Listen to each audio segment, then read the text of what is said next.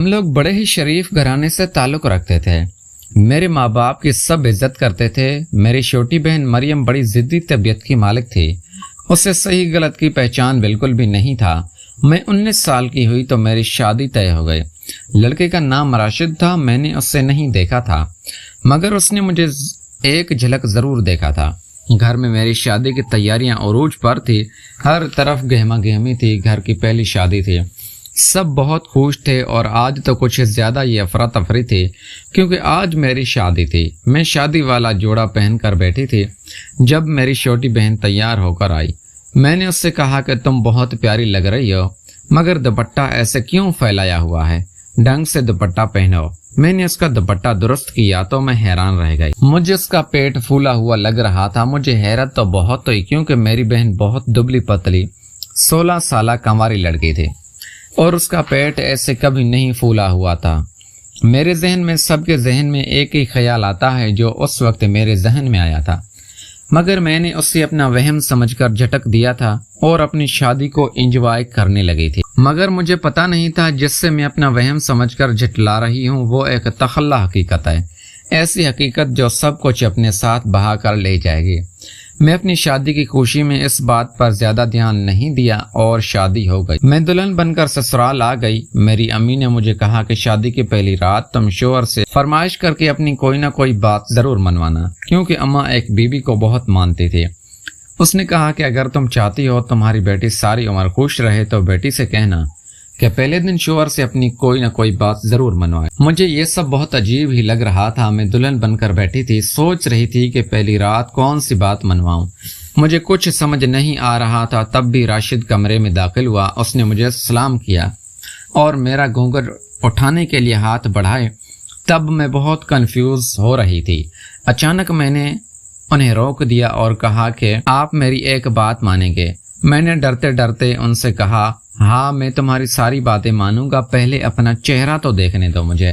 دراصل یہی بات مجھے آپ سے کرنی ہے کہ آج آپ میرا چہرہ نہیں دیکھ سکتے کیونکہ ایک بیوی صاحبہ نے منع کیا ہے۔ امی ان کو بہت مانتی ہے اور انہوں نے کہا ہے کہ اگر آج تمہارے شوہر نے تمہارا چہرہ دیکھا تو کچھ برا ہوگا۔ میرے ذہن میں اس وقت اس کے علاوہ کوئی بات نہیں آئی، اسی لیے میں نے ڈرتے ڈرتے کہہ دیا ارے ثانیہ یہ کیا بات کر رہی ہو؟ ایسا کچھ نہیں ہوتا ہے، یہ سب فضول باتیں ہیں۔ کسی دولہے کے ساتھ یہ بہت بڑا ظلم ہوگا جو اس کی شادی کی پہلی رات دلہن اپنا چہرہ نہ دکھائے۔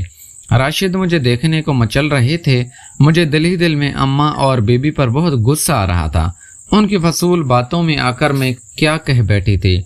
علی کا موڈ اس بات پر بہت خراب ہوا مگر میں نے بڑی مشکلوں سے انہیں راضی کر لیا کہ جہاں اب تک میری شکل نہیں دیکھی تھی وہاں کل تک اور صبر کر لیں، اور وہ بجھے ہوئے دل سے راضی ہو گیا۔ میں اس وقت بہت خوش ہوئی کہ انہوں نے میری اس بات کو میری فرمائش سمجھ کر مان لیا ہے اور پھر میں نے اپنا آپ اسے سونپ دیا۔ راشد بہت خوش لگ رہا تھا۔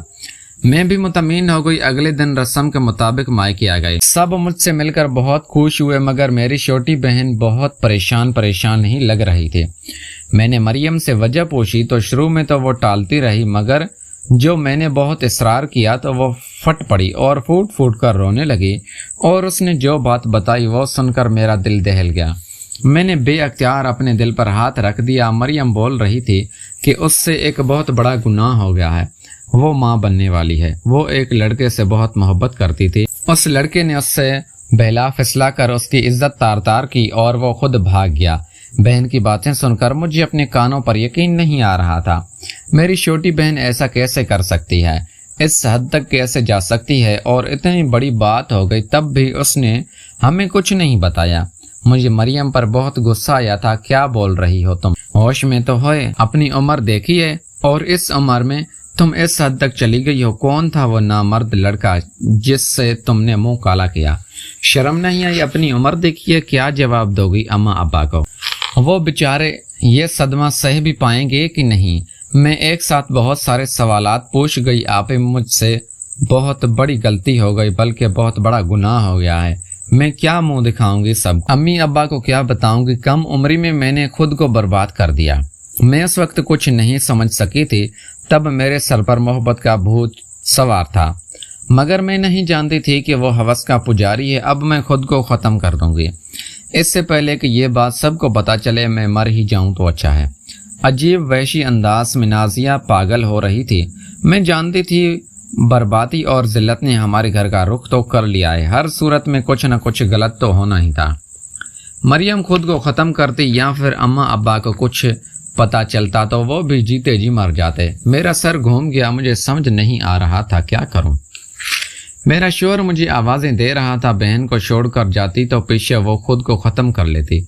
क्योंकि मैं उसके इरादे जान चुकी थी, तब भी मैंने सोच लिया कि शक्ल होने का फ़ायदा उठाते हैं। नाजिया का जोड़ा पहन लिया और अपना जोड़ा उससे पहनने के लिए दे दिया। वो कुछ समझ नहीं रही थी, अपनी जिद पर अड़ी हुई थी। मैंने उससे कहा कि वक्त का यही तकाजा है कि तुम राशिद के साथ चली जाओ, मैं पहले ही गलती कर चुकी हूँ, मजीद ऐसा नहीं कर सकती। अपने आप को बचाने के खातिर आपकी ज़िंदगी और खुशियों के साथ नहीं खेल सकते। आपका भी खुशियों पर है कि आप भी मत करें अपने साथ ऐसा। मुझे मेरे किए की सज़ा भुगतने दें। तुम चुपचाप मेरी बात मान लो, ज़्यादा सवाल जवाब मत करो, हमारे पास वक्त कम है। राशिद हम दोनों को ठीक से पहचान नहीं सकते, वैसे भी पहली रात उन्होंने मेरी शक्ल नहीं देखी। उससे पता नहीं है कि उसकी शादी मुझसे हुई है या फिर तुमसे। मैंने दिल पर पत्थर रखकर अपनी सारे अरमान मार कर मरियम को अपनी जगह देने का फैसला किया, मगर मरियम बोली आप ही, मगर ऐसा कैसे हो सकता है? मैं बगैर निकाह के आपके शोहर के साथ कैसे रह सकती हूँ? मैंने कहा अपनी बकवास बंद करो। बगैर निकाह के साथ जब तुम किसी के बच्चे की माँ बन सकती हो तो अपने बाप की इज्जत का जनाजा निकलने से बचाने के लिए ये सब कुछ क्यों नहीं कर सकते? प्यारे दोस्तों, अगर आपको ये हमारी कहानी पसंद आई है तो इस वीडियो को लाइक करके चैनल को लाजमी सब्सक्राइब करें। मिलते हैं अगली वीडियो में। Thanks for watching.